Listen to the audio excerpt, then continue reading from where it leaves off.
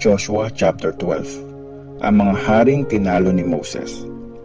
Nasakop ng mga Israelites ang mga lupaing nasa east ng Jordan mula sa ilog ng Arnon hanggang sa north ng Mount Hermon at ang buong Araba papuntang east. Tinalo nila ang dalawang hari doon. Ang una ay si King Sihon ng mga Amorites na nakatira sa Heshbon. Sakop niya ang Aroer na nasa gilid ng Arnon Valley, pati yung mula sa gitna ng kapatagan hanggang sa Jabbok River, ang border ng Ammonites. Dahil dito, sakop niya ang kalahati ng Gilead. Sakop din niya ang Jordan Valley mula Lake Galilee hanggang sa south ng Beth Jeshimoth, east ng Dead Sea, papunta sa paanan ng Mount Pisgah. Tinalo din nila si King Og ng Bashan, na isa sa mga natira sa lahi ng Rephaim. Nanirahan ang haring ito sa Ashtaroth at Edrei. Naghari siya sa Mount Hermon at Saleka, sa buong Bashan hanggang sa border ng Geshur at Maaka. Kasama rin ang kalahati ng Gilead hanggang sa teritoryo ni King Sihon ng Heshbon. Tinalo ni Moses na servant ni Lord at ng mga Israelites ang dalawang haring ito. Binigay ni Moses na servant ni Lord ang mga lupain ng mga ito sa mga tribes ni Reuben, Gad at sa kalahating tribe ni Manase bilang property nila. Ang mga haring tinalo ni Joshua.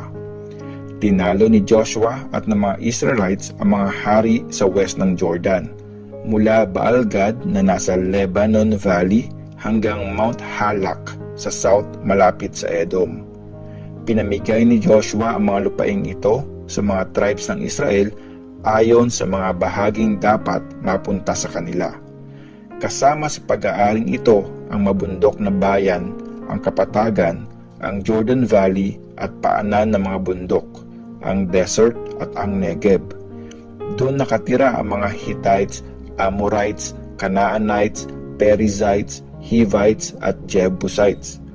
Tinalo ng mga Israelites ang mga hari ng mga lugar na ito: Jericho, Ai malapit sa Bethel, Jerusalem, Hebron, Jarmuth, Lachish, Eglon, Gezer, Debir, Geder, Horma, Arad, Libna, Adulam, Makeda, Bethel, Tapua, Heper, Apek, Lasharon, Madon, Hazor, Shimron, Meron, Akshap, Taanak, Megiddo, Kedesh, Jokneam sa Carmel, Jokneam sa Carmel, Dor sa tabing dagat, Goim sa Galilee at ang Tirza. 31 na hari ang lahat ng ito. Joshua chapter 13. Mga lupaing hindi pa nasasakop. Matandang-matanda na noon si Joshua. Sinabi ni Lord sa kanya, "Matanda ka na at naging mahaba na ang buhay mo, pero marami ka pang lupain na dapat sakupin. Di niyo pa nasasakop ang lahat ng mga teritoryo ng Philistia at Geshur, pati ang teritoryo ng Avim sa south.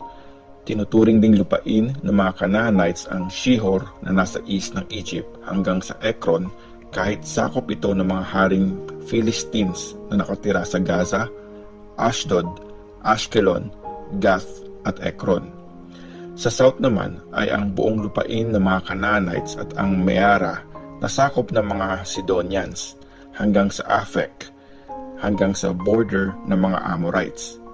Kasama rin ang lupain ng mga Gebalites, buong east ng Lebanon, mula sa Baal-Gad sa paanan ng Mount Hermon hanggang sa pasukan ng Hamath.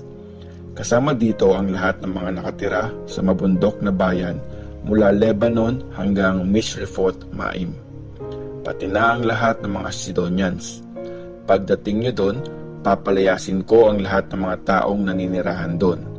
Ibigay mo ang mga ito sa mga Israelites bilang mana nila, gaya ng utos ko sa iyo. Ngayon, Hatiin mo ang lupain at ibigay sa Siyam na tribes at sa kalahating tribe ni Manase para maging property nila. Mga lupaing binigay sa mga tribes ni Reuben, Gad at ng East Manase. Natanggap na ng mga tribes ni Reuben, Gad at ng kalahating tribe ni Manase ang lupain na nasa east ng Jordan River. Ito ang mga lupaing pinangako sa kanila noon ni Moses na servant ni Lord. Umaabot ang teritoryo nila hanggang Aroer na nasa gilid ng Arnon Valley at sa bayang nasa gitna ng valley. Kasama dito ang buong mataas na kapatagan ng Medeba hanggang Dibon. Sakop din nila ang lahat ng mga cities ni King Sihon na mga Amorites na naghari sa Heshbon hanggang sa border ng mga Ammonites. Kasama rito ang Gilead, ang lupain ng Geshur at Maaka, ang buong Mount Hermon at ang buong Bashan hanggang sa Leka. Kasama dito ang buong kaharian ni Og na naghari sa Ashtaroth at sa Edrei. Si Og lang ang natira sa lahi ng Rephaim na tinalo ni Moses at pinalayas sa lupaing yon. Pero hindi pinalayas ng mga Israelites ang mga taga-Geshur at taga-Maaka. Nakatira pa sila sa Israel hanggang ngayon. Walang binigay na lupa si Moses sa tribe ni Levi. Instead, tatanggapin nila bilang pamana ang mga handog na susunugin para kay Lord, ang Diyos ng Israel, ayon sa sinabi ni Lord kay Moses. Ang teritoryong inassign sa tribe ni Reuben. Binigyan ni Moses ang bawat angkan ng tribe ni Reuben ng parteng para sa kanila. Sakop nila ang Aroer na nasa gilid ng Arnon Valley at ang city na nasa gitna ng valley kasama ang mataas na kapatagang nakapalibot sa Medeba. Sakop rin nila ang Heshbon at ang lahat ng mga cities na nasa mataas na kapatagan.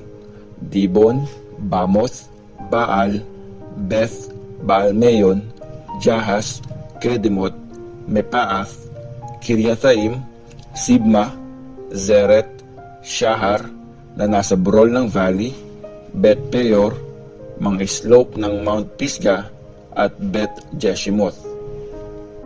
Kasama rito ang lahat ng mga cities sa mataas na kapatagan at ang buong kaharian ni King Sihon, hari ng mga Amorites na naghari sa Heshbon.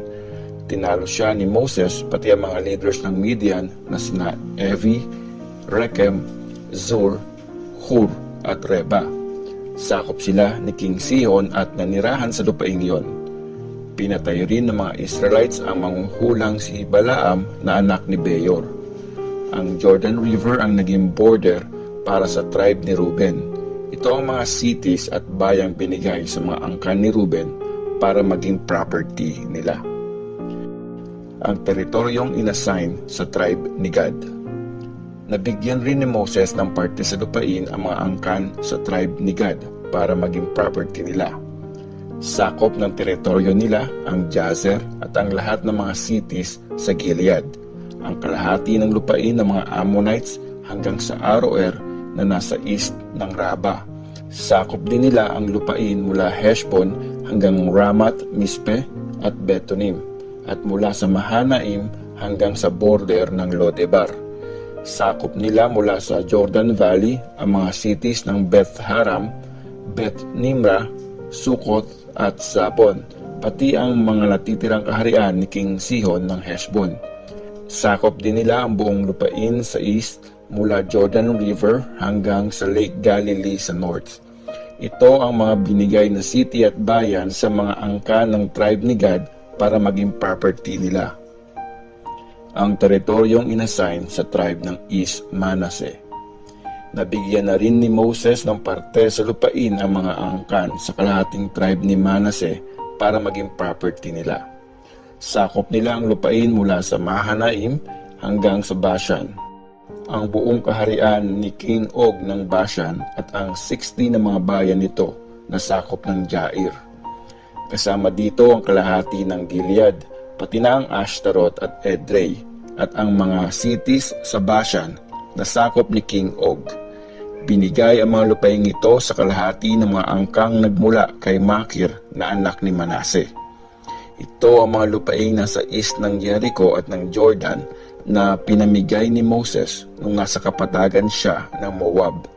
Pero hindi niya binigyan ng lupa ang tribe ni Levi kasi si Lord, ang Diyos ng Israel, ang bahagi nila.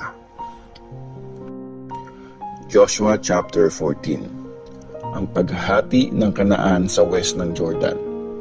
Ito ang mga parteng tinanggap ng mga Israelites sa lupain ng Kanaan na binigay ng paring si Eleazar ni Joshua na anak ni Nun at ng mga leaders sa bawat angkan sa bawat tribe ng Israel.